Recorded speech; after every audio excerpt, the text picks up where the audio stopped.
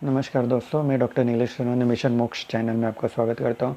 Astrology myth bursting से related video चल रहा है। लास्ट के वीडियो में अचानक से मेरा वो मोबाइल का स्टोरेज फुल हो गया, तो वीडियो बीच में कट हो गया। तो वो इसका ये थर्ड पार्ट समझ लीजिए, ये चल रहा है। तो हमारा मुद्दा ये चल रहा था कि अगर कोई भी बड़ा एस्ट्रोलॉजर है तो आ, उसको तो फिर बोलना चाहिए अपने बेटे को या अपने बहू को, या खुद वो यंग है और नॉलेजेबल है और उसको खुद को बच्चे पैदा करने हैं, तो वो खुद ही अपने बेटे बहू को बोल सकता है कि ये मुहूर्त अच्छा है, ये टाइम अच्छा है, या इस दिन पे आप, है ना, चांस लो। चांस मतलब क्या? शरीर संबंध बनाओ। ठीक है, फिजिकल रिलेशन वो तो आवश्यक है प्रेगनेंसी के लिए। तो वो उनको बता के सब निकल के दे भी सकता है कि ये टाइम पे, ये एग्जैक्ट ये टाइम पे, ये मिनट पे ये तुम दोनों करो, कंसेप्शन करो तो अच्छा संतति पैदा होगी, राजयोग होगा और करोड़पति बनेगा। ठीक है अभी वो बता तो देगा, लेकिन हो सकता है कि लड़का तैयार ना हो, उसके कुछ प्रॉब्लम्स हो, या बहू तैयार ना हो, उसके कुछ प्रॉब्लम्स हो। वहाँ पे कौन खेल करता है? भगवान। आप कितना भी निकाल लो, आपको कितना भी नॉलेज हो, वही मैं बताना चाह रहा हूँ, आप बदल कुछ नहीं सकते। बदलना सब भगवान के हाथ में होता है चलो उसके भी आगे चले गए। केस ने निकल के दिया, बेटे बहू ने मान भी लिया, उन्होंने उस टाइम पे कंसेप्शन कर भी लिया, फिजिकल रिलेशंस बनाए भी। तो क्या 100% वो बच्चा राजयोग में जाएगा? फिर भी नहीं जा सकता। क्यों? क्योंकि मेडिकल साइंस से भी, आप अगर मेडिकल एंगल से भी पूछो, as a doctor also I am telling you कि ऐसा होता नहीं कि सिर्फ एक बार आपने संबंध बनाया और प्रेगनेंसी रहेगी। ऐसा नहीं होता है। जो फर्टाइल पीरियड्स रहता है, जो फीमेल का पीरियड्स जो आते हैं, फिर उसके बाद में फर्टाइल पीरियड रहता है कुछ एक हफ्ते भर का। तो उस दौरान और उसके श्री बीज से जो वो श्री बीज निकलता है, उसको ओव्यूलेशन बोलते हैं। तो एग्जैक्टली उसी टाइम पे जब वो ओव्यूलेशन उसका हुआ है और फिर कंसेप्शन होता है और वो पुरुष के शुक्र जंतु आते हैं, फिर वो जब मिलन होगा तभी वो प्रेगनेंसी रहेगी। तो वो बहुत टाइमिंग का खेल रहता है। ऐसा नहीं कि सिर्फ आपने एक बार कंसेप्शन कर लिया या एक बार संबंध बना लिया और प्रेगनेंसी रह गई। तो डॉक्टर भी बोलते हैं कम वो फर्टाइल पीरियड में कम से कम 3 से 4 बार चांस लो। इवन जिनको इनफर्टिलिटी का इशू रहता है उनको भी बोलता है कि आपका ये ओव्यूलेशन के टाइम में अब 3 से 4 बार चांस लो। तो 3-4 में एक तो बार चांसेस बनेंगे कि प्रेगनेंसी रह जाए।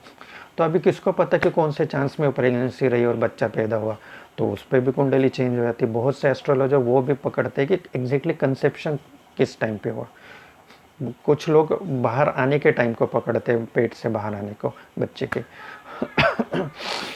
ठीक है, चलो वो भी हमने मान लिया कि एग्जैक्ट टाइम निकाला, बेटे बहू रेडी भी हुए, एग्जैक्ट उसी पॉइंट पे उन्होंने कांटेक्ट किया और उसी टाइम पे प्रेगनेंसी रह भी गई। चलो, तो क्या फिर भी 100% ये कंप्लीट होगा अपना सर्कल? नहीं होगा। क्यों?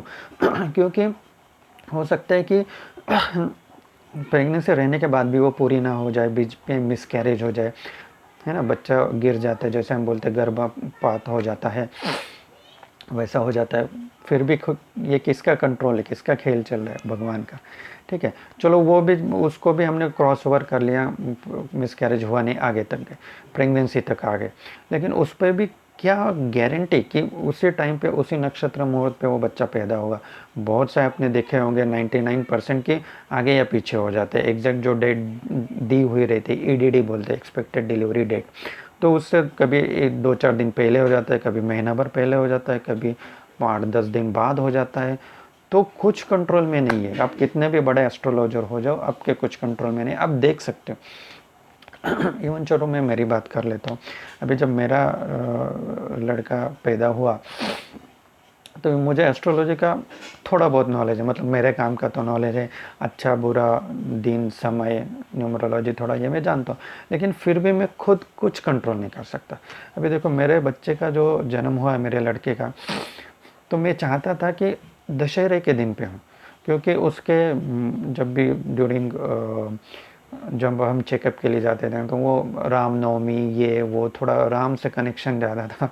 और डेट भी ऐसे आ रहे थे कि दशहरे के टाइम पे, तो वो भी राम से रिलेटेड। तो मैं चाहता था कि मेरे मन में इच्छा थी कि दशहरे के दिन वो पैदा हो जाए। एक ऑस्पिशियस इवेंट जो हम बोलते हैं ना, अच्छा रहता है। लेकिन फिर भी कंडीशंस ऐसे बने कि दशहरे के एक दिन पहले ही डिलीवरी करनी पड़ी, वो भी सिजेरियन सेक्शन से, थोड़ी इमरजेंसी में।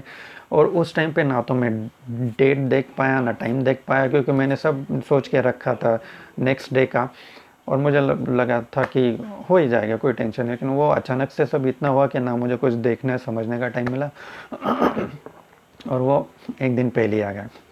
और वो आ गए 4 तारीख को 4 और नंबर 8 की तो मेरी पीएचडी हो रखी, मैं खुद भी नंबर 4 पे हूँ। 13 जनवरी का मेरा खुद का है। तो मैं चाहता था कि 4 को ना हो, थोड़ा चेंज हो जाए, 5 को आ जाए वगैरह, या दशहरा है, लेकिन वो हो नहीं पाया। वही मैं बता रहा हूँ कि कितना भी आपको पता हो, सब खेल तो वही करता है। आपके पास सिर्फ नॉलेज है, आप वो गोले के अंदर सिर्फ देख सकते हो, गोले के अंदर जाके कुछ नहीं कर सकते। तो डिलीवरी हो गई, वो पैदा हो गया, खुशियाँ तो ऑब्वियसली हुई। और जब फिर उस दिन और उस टाइम के हिसाब से मैंने उसकी कुंडली बनाई, तो दैट वाज स्टिल अमेजिंग, वो फिर भी अच्छी थी, बढ़िया थी। तो मैं बोला ये तो भगवान की कृपा है, मतलब भगवान जी को पता है कि इसके लिए क्या अच्छा है क्या बुरा है। तो वो एग्जैक्टली उसी टाइम पे बच्चे को उन्होंने पैदा करवाया और अच्छा हो गया। तो इसीलिए हमें जो है ना, भगवान के हिसाब से चलना चाहिए। कैसा लगा वीडियो मुझे बताइए। Thank you so much.